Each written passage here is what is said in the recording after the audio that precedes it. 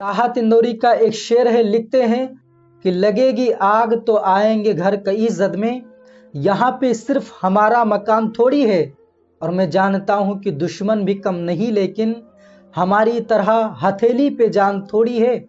जो आज साहिबे मसनद हैं कल नहीं होंगे, जो आज साहिबे मसनद हैं कल नहीं होंगे, किराएदार हैं जाती मकान थोड़ी है। नाज़रीन इकराम, आज की इस वीडियो में लेकर के हाजिर हुआ हूँ। जैसा कि अभी स्क्रीन पर आप एक वीडियो देख रहे होंगे, उम्मीद करता हूँ आप अच्छी तरीके से इसके बारे में जानते होंगे। अगर आप नहीं जानते हैं तो शुरू से आखिर तक पूरी वीडियो को ज़रूर देखिएगा, आपको अच्छी तरीके से इसके बारे में खबर हो जाएगा। नाज़रीन इकराम, आज के इस दौरे हाजिर में पहली बात तो ये, ऐसे लोगों को पसंद किया जाता है जिनकी वजह से दुनिया में तो हम और आप लुत्फ उठाते हैं, लेकिन असल में हमारा और आपका आखिरत खराब होता है। इस बिना पे मैं आपसे गुजारिश करूंगा कि वीडियो को शुरू से आखिर तक आप जरूर देखिएगा, जो बहुत ही ज्यादा अफसोसनाक खबर है और बहुत ही ज्यादा इस बात को सुनने के बाद मायूसी भी आपके चेहरे पर दिखाई देगी। आपको जैसा कि पता है, आज के इस दौरे हाजिर में हमारे हिंदुस्तान में क्या चीजें चल रही हैं। ये आपने देखा कि बाबरी मस्जिद को शहीद कर दिया गया, उसके बाद वहां पर किस चीज को बनाया गया, आप अच्छी तरीके से इसके बारे में जानते हैं। अब लोग यहाँ पर ये कहते हुए नजर आते हैं कि सरकार उनका, हुकूमत उनकी और तमाम चीजें उनकी हैं, तो वो जो चाहेंगे वही करेंगे। मेरे भाई, ये आपका कहना बिल्कुल गलत है, इसलिए क्योंकि उन्हीं के कहने से सारी चीजें नहीं होती हैं, कुछ हमें भी करना होता है। आपको पता होगा कि अभी सुप्रीम कोर्ट का एक फैसला आया है और वो फैसला ज्ञानवापी मस्जिद का है। बाबरी मस्जिद को शहीद करके वहां पर टेंपल बना दिया गया, ठीक है, क्योंकि आजकल लोग पॉलिटिकल के चक्कर में इतना पागल हो चुके हैं कि उनको अपना मजहब दिखाई नहीं देता है। उसके बाद फिर जो ये कोर्ट का फैसला आया है, वो फैसला ज्ञानवापी मस्जिद का है। अब वहां पर भी नीचे पूजा किया जा रहा है और ऊपर जुमा की नमाज अदा की जा रही है। अभी आप वीडियो में देख रहे होंगे कि जुमा की नमाज पढ़ करके कुछ लोग निकले हुए हैं और निकलने के बाद आप देख रहे हैं कि कितनी ज्यादा भीड़ है। और ये भीड़ किसी और की नहीं बल्कि मुसलमानों की भीड़ है।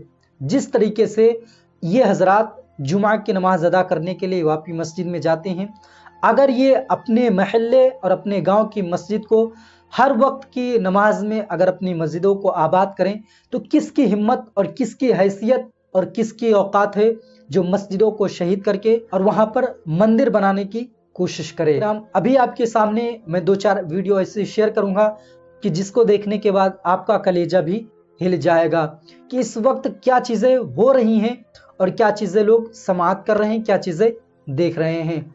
तो आइए सबसे पहले एक ऐसी वीडियो देखते हैं कि जब वापी मस्जिद का फैसला आया और आने के बाद रात ही में तमाम चीजों का इंतजाम किया गया और रात ही में, रात को ही वहां पर पूजा शुरू कर दिया गया।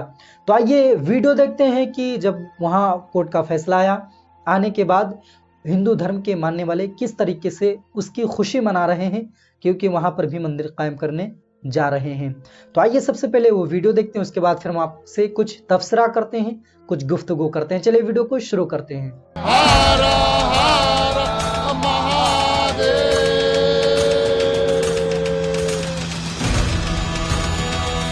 रामलला की प्राण प्रतिष्ठा के ठीक एक हफ्ते बाद 31 जनवरी को ज्ञानवापी पर कोर्ट का ऐतिहासिक फैसला आया। वाराणसी जिला कोर्ट ने हिंदू पक्ष को ज्ञानवापी परिसर में बने व्यास जी तहखाने में पूजा की इजाजत दे दी है। फैसले के बाद हिंदू पक्ष ने देर रात वहां पहुंचकर पूजा की। व्यास जी के तहखाने में 31 साल बाद पूजा हुई। अदालत के फैसले के कुछ ही घंटों के बाद सारे इंतजाम कर लिए गए। विश्वनाथ मंदिर के मुख्य पुजारी ओम प्रकाश मिश्रा और अयोध्या में रामलला के प्राण प्रतिष्ठा का शुभ मुहूर्त निकालने वाले गणेश्वर द्रविड़ ने पूजा कराई। इस दौरान वहां वाराणसी के कमिश्नर और डीएम मौजूद रहे। उनकी निगरानी में ही तहखाने में पूजा कराई गई।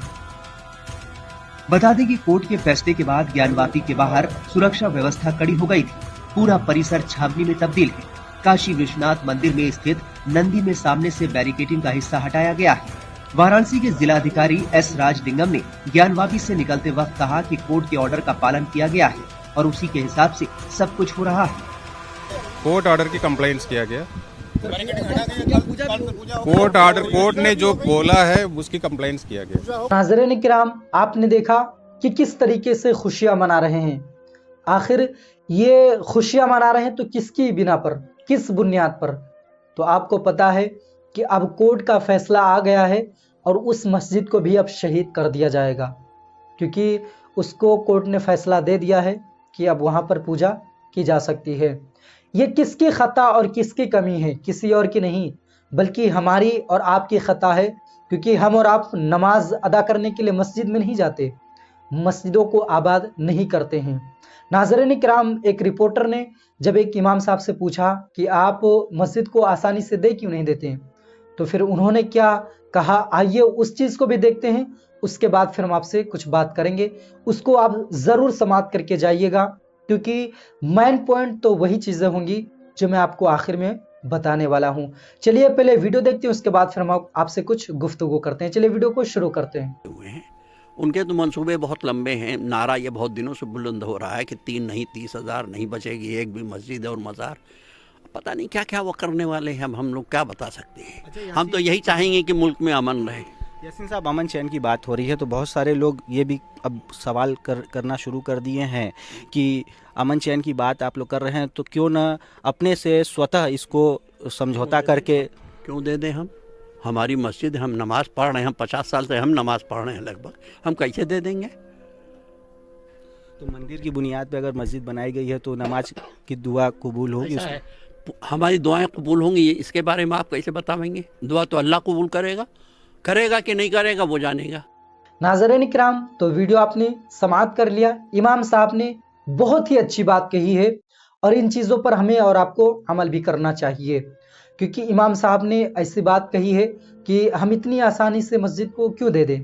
और मैं आपको बता दूं, मस्जिदों को तोड़ करके चाहे जितनी मंदिर बना दी जाए, लेकिन मस्जिद तो मस्जिद ही रहेगी। और आपको बता दूं, आज इनका वक्त है, फिर दौर तो हमारा आना ही है। एक वक्त आएगा कि हम लोग फिर से इंशाअल्लाह ताला वही चीज़ कायम करें जिन चीज़ों को आज शहीद किया जा रहा है। नाज़रीन किराम, अब मैं आपसे पूछना चाहता हूँ कि ये किसकी खता है? क्या उन लोगों की खता है जो आज मस्जिदों को शहीद करके और वहाँ पर मंदिर बनाने की कोशिश कर रहे हैं? नहीं मेरे भाई, उनकी कोई खता नहीं है। खता तो हमारी और आपकी है, क्योंकि गांव की मस्जिदें यूं वीरान पड़ी हैं और उसमें नमाज अदा करने के लिए कोई नहीं जाता। अब जब वो देखते हैं कि इसमें नमाज अदा करने के लिए कोई नहीं जाता और मस्जिद यूं खाली पड़ी है, तो जाहिर सी बात है कि उसको कब्जा करके और वहाँ पर पूजा किया जाएगा। आप जहाँ भी हों, अपने गांव की मस्जिद को आबाद करें, नमाज कायम करें, नमाज पढ़ने की कोशिश करें। और आज कुछ लोग तो पॉलिटिकल के चक्कर में इतना बौखलिया गए हैं कि जिसका कोई हद ही नहीं। उनको मजहब इस्लाम से और अपने धर्म से कोई मतलब नहीं होता।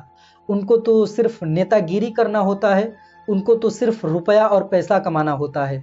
उनको मजहब इस्लाम से कोई फ़र्क नहीं पड़ता है कि क्या चीज़ें चल रही हैं और क्या चीज़ें नहीं चल रही हैं। इसीलिए तो शायर लिखता है कि दिल के फफोले जल गए सीने के दाग से, दिल के फफोले जल गए सीने के दाग से, उस घर में आग लग गई घर के चिराग से।